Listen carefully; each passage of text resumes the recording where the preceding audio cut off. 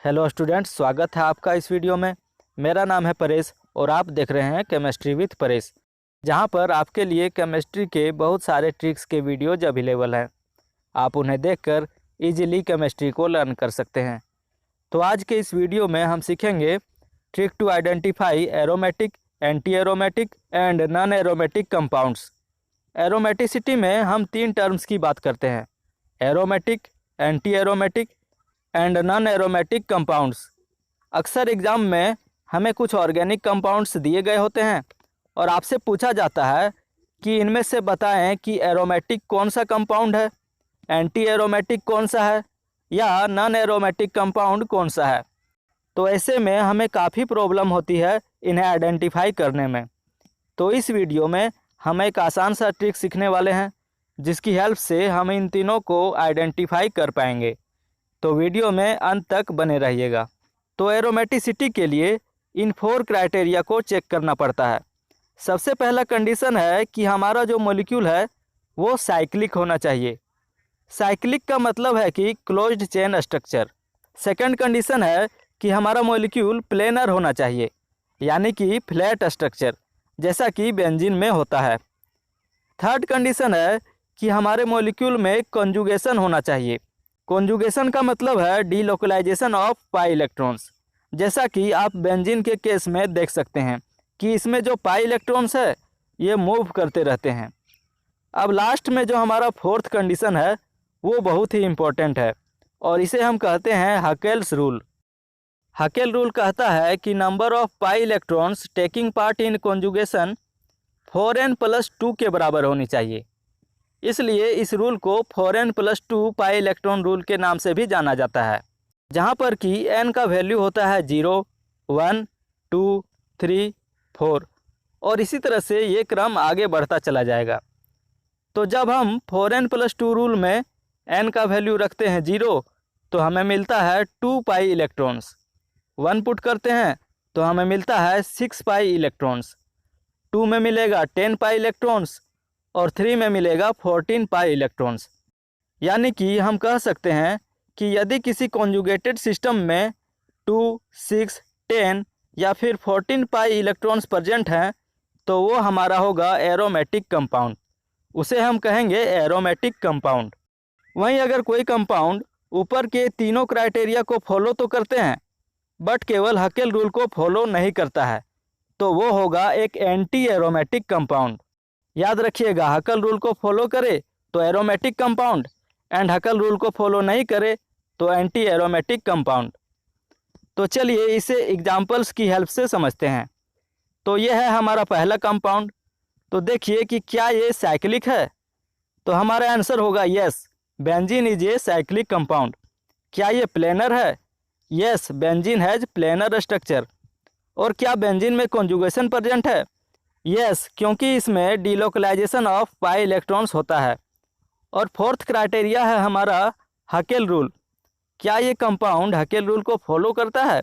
तो देखिए बेंजीन में 6 पाई इलेक्ट्रॉन्स प्रेजेंट हैं जो कि कॉन्जुगेशन में भाग लेता है, यानी कि ये हकेल रूल को फॉलो कर रहा है। तो ये होगा एक एरोमेटिक कंपाउंड। ठीक इसी तरह से अगर इस कंपाउंड में देखें तो क्या ये साइक्लिक है? तो हमारा आंसर होगा यस, ये साइक्लिक है। और क्या ये प्लेनर है? तो देखिए ये प्लेनर भी है। क्या इसमें कॉन्जुगेशन है? यस, इसमें कॉन्जुगेशन भी है।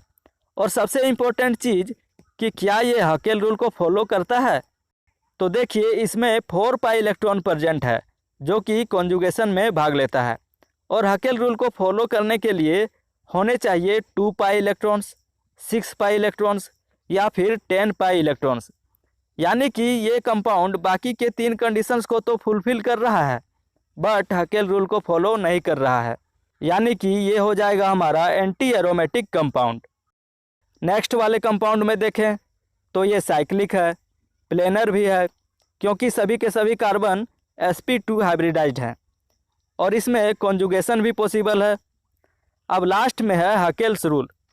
तो देखिए इसमें टोटल 4 पाई इलेक्ट्रॉन्स प्रेजेंट हैं जो कि कॉन्जुगेशन में भाग लेता है, यानी कि हम कह सकते हैं कि ये जो कंपाउंड है वो हकेल रूल को फॉलो नहीं करता है। इट मीन्स ये होगा एक एंटी एरोमेटिक कंपाउंड। अब अगर इस कंपाउंड में देखें तो ये साइक्लिक है, प्लेनर भी है क्योंकि सभी के सभी कार्बन sp2 हाइब्रिडाइज्ड हैं और इसमें कॉन्जुगेशन भी पॉसिबल है। अब हमें चेक करना है हैकेल्स रूल। तो देखिए इसमें टोटल 2 पाई इलेक्ट्रॉन्स प्रेजेंट है जो कि कॉन्जुगेशन में भाग लेता है और हैकेल रूल को फॉलो करने के लिए होने चाहिए 2 पाई इलेक्ट्रॉन्स, 6 पाई इलेक्ट्रॉन्स या फिर 10 पाई इलेक्ट्रॉन्स, यानी कि ये हैकेल रूल को फॉलो करता है। इसका मतलब है कि ये होगा एरोमेटिक कंपाउंड। अब इस कंपाउंड में देखें तो ये भी साइक्लिक है, प्लेनर भी है, इसमें कॉन्जुगेशन भी है।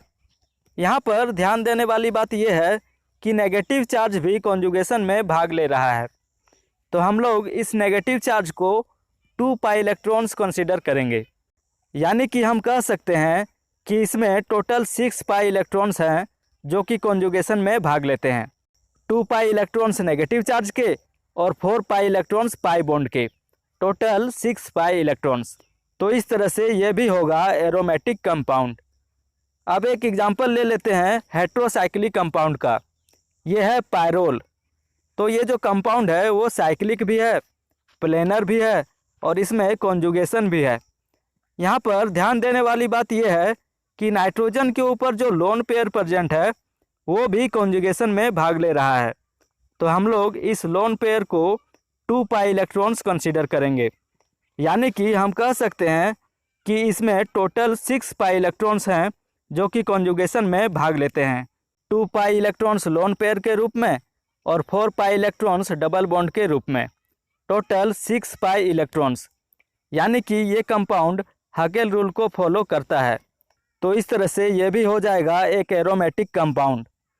तो अभी तक तो हमने सीखा कि aromatic and anti aromatic compound. अब लास्ट में हमारा है नॉन एरोमेटिक कंपाउंड। ये क्या होता है? तो देखिए ऊपर के जो 3 कंडीशंस हैं, साइक्लिक, प्लेनर एंड कॉन्जुगेटेड, अगर कोई कंपाउंड इन तीनों में से कोई एक कंडीशन फुलफिल नहीं कर पाता है तो वो कंपाउंड होगा non aromatic compound. For example अगर इस कंपाउंड में देखें तो ये साइक्लिक भी है, प्लेनर भी है, बट इसमें कंजुगेशन ऑफ पाई इलेक्ट्रॉन्स नहीं है क्योंकि इसमें अल्टरनेट पोजीशन पर पाई बॉन्ड नहीं है, यानी कि ये कंजुगेशन वाले क्राइटेरिया को फुलफिल नहीं कर पा रहा है, तो इसे कहेंगे नॉन एरोमेटिक कंपाउंड।